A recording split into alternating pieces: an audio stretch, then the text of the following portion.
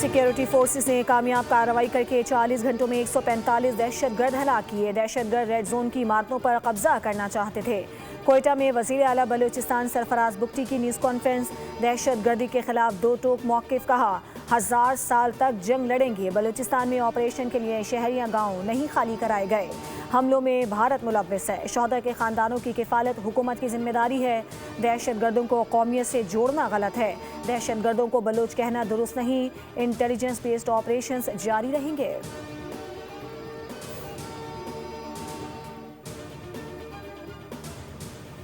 Peoples party نے سندھ کو یرغمال بنایا ہوا ہے۔ کراچی میں عوامی مسائل شدید حد تک بڑھ گئے۔ عوام بنیادی حقوق سے محروم ہیں۔ امیر جماعت اسلامی حافظ نعیم الرحمان کہتے ہیں، گل پلازا میں آگ لگنے کے دوران بلاول بھٹو موقع پر موجود نہیں تھے۔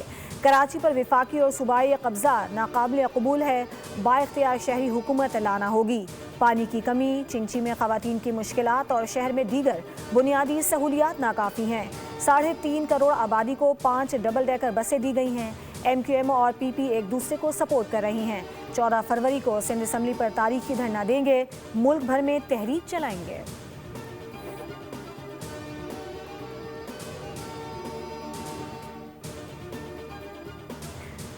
اور لاہور میں پاکستان اور آسٹریلیا کے درمیان تیسرا اور آخری T20 ٹاکرا۔ گرین شرٹ سے فتح کے ٹریک پر قومی ٹیم کا کینگروز کو 208 رنز کا ہدف۔ آسٹریلیا کی 8 وکٹوں کے نقصان پر بیٹنگ جاری۔ پاکستان کی جانب سے سائم ایوب اور بابر اعظم کی ذمہ دارانہ بیٹنگ۔ سائم ایوب اور بابر اعظم کی 50s، فخر زمان 10 اور کپتان سلمان علی آغا 5 رنز بنا کر آؤٹ ہوئے۔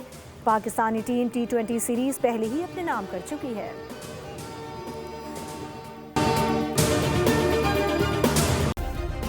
سبسکرائب کریں اور بیل دبائیں تاکہ کوئی خبر رہ نہ جائے۔